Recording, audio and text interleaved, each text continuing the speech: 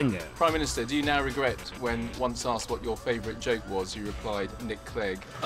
We're all going to have. I'm afraid I did once. Right. We're all... Come back! That incident was really telling because Clegg sort of jokingly walked away and Cameron didn't say sorry at all. He just carried on talking as if he was the only person there. And then Clegg sort of came back and Cameron went, come back. Come back! When he was already back.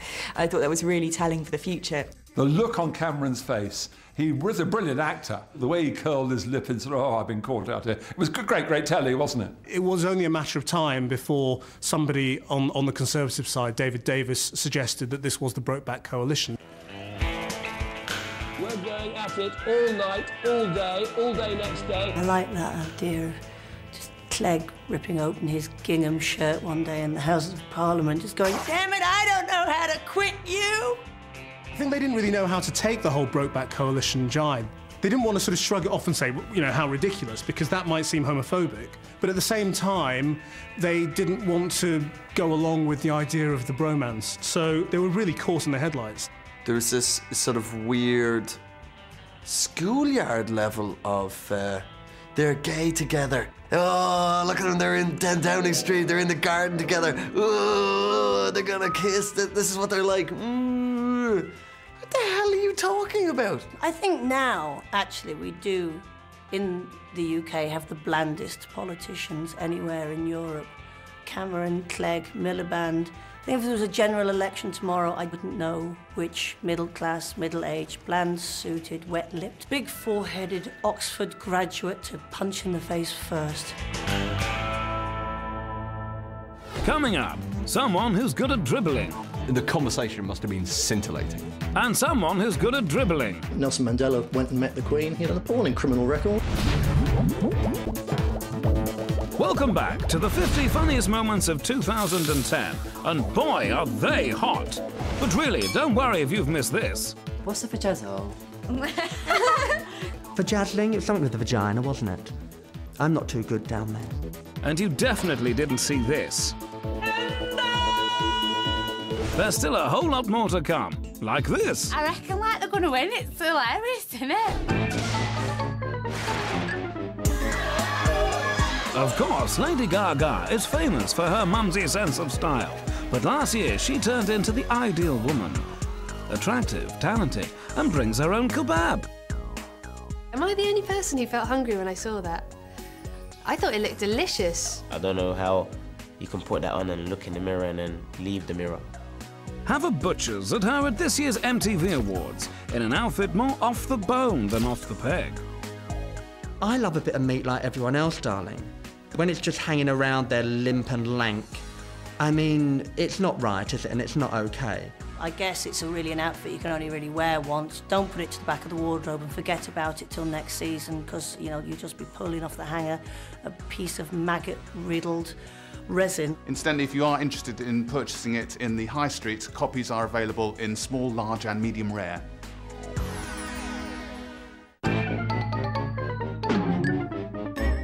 It's rare that an MP is described as a funny fucker, and that isn't about to change from seeing this. It's like all the best jokes, they're designed for private consumption. But of course, nowadays it doesn't happen that way. Oh, private joke, great, tell everybody about it. Disaster. In May, after losing the election, Treasury Secretary Liam Byrne left a parting gift he would later rather regret. He's writing the handover note, can't think of anything he wants to say to his successor. And so he writes this joke. In a refreshing display of honesty, he wrote, "Dear Chief Secretary, I'm afraid there is no money. Kind regards and good luck, Liam." One of the things that would surprise most people is that in politics we quite often speak to our opponents, and a lot of that conversation that you have privately you do not expect to hear being relayed out into the public. So when I saw David Laws publicising that to the world, I felt that was a bit of a dirty, rotten trick from the upper sixth. You can see how deeply inappropriate it is for the situation and how your political opponents are going to pounce on it. And of course that turned out to be the most dangerous joke of the year. Why? Because it was true. It's time to say goodbye to an old friend. I can't believe how long our country has been gripped by a programme just of watching 20-odd people just live. The bathroom's in a disgusting state, and we need to get rid of those tampons. It's just legalised stalking, really, isn't it? I think a lot of people will miss Bruv. I think it was a tremendous programme. I loved it, watching the mental aspect. I love seeing people just get into each other's shit and, you know, having sex and stuff. It's just a cool show. Saying goodbye to Big Brother actually was an easy thing for me. Because I think we have a love and hate relationship. I'm like the bitter ex-wife. Even if you're a massive loser and a geek and a moron or an idiot, there's people on Big Brother who are worse than you, and that's the beauty of it. I reckon like they're going to win. It's hilarious, isn't it? The tasks were really good this year. The Ignore the Obvious task was absolutely brilliant. 7:06 p.m. Some of the housemates are in the living room passing round the Jaffa cakes.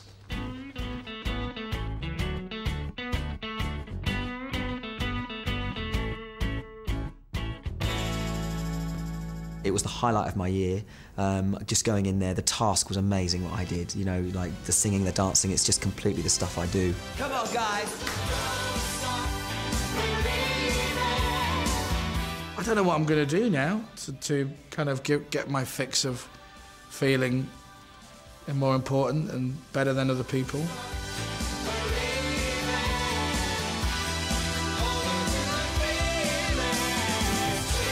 I had to bring it back.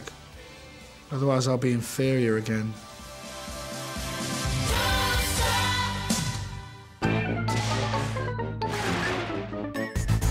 Chelsea captain John Terry is nothing if not dynamic around the box. Ugh, really. As teammate Wayne Bridge found to his cost, in January, JT was splashed everywhere when it was revealed he was doing the sex with Wayne Bridge's girlfriend Vanessa. After that, Wayne became the first footballer to be out injured with a broken heart. Footballers have too much time and too much money. They should go out and, you know, do something sensible. Stop shagging each other's girlfriends. He's a captain, meant to set examples, man, and he wasn't setting a good example. The whole thing is a spiral of immorality, of a lack of perspective, of nothing that is of any worth or value, because you know something? You peel away the onion, and what have you got? You have men kicking a ball at other men. It all came to a head at Stamford Bridge when Wayne ignored Terry's hand of peace. John Terry is a geezer. Humping his best mate's girlfriend. Awesome, man. He's having the time of his life and doesn't give a shit about the carnage that he's causing to everyone else's life. You go for it. You go for it, mate. Can't wait. 20 years' time. Sure, you'll have all that money. You'll have no friends. It'll be hilarious. Ah, the noble game. The sound of leather on willow. The tang of sweaty boxes. And, of course, suitcases full of bribe money. You're definitely going to put these boys onto bowl these overs. Yeah? 100%. You've discussed it with him. Yes, indeed. The scandal which hit Pakistani cricket right in the balls left us deeply divided. People were turning up with suitcases full of money, asking them just to bowl a duff ball. It wasn't going to affect the outcome of the match. Now, these guys don't get paid a lot of money, and there must have been an enormous temptation just to take the cash. So certainly if someone had said to me there's going to be 2 no balls in that over and you can have a few quid on it, I'd have done that for certain. Thanks for letting us know that, Chris. As the scandal unfolded, many fans' hopes were raised that England had taken bribes to lose for years. There's a lot of English cricketers who... But sadly, no. ...openly admitted that they lost because they weren't very good, particularly in the past, and they didn't want their fingers being pointed at them to suggest that they may have lost games in the 80s and 90s because they were taking money. Let's just get it straight, we just weren't very good in that era. There are many reasons to visit Canada. The scenery, the culture, the ladies. And this Chinese man was so desperate to get there, he disguised himself as an old man. He was caught, but relieved it wasn't Ryanair, who would have charged him for carrying an extra face.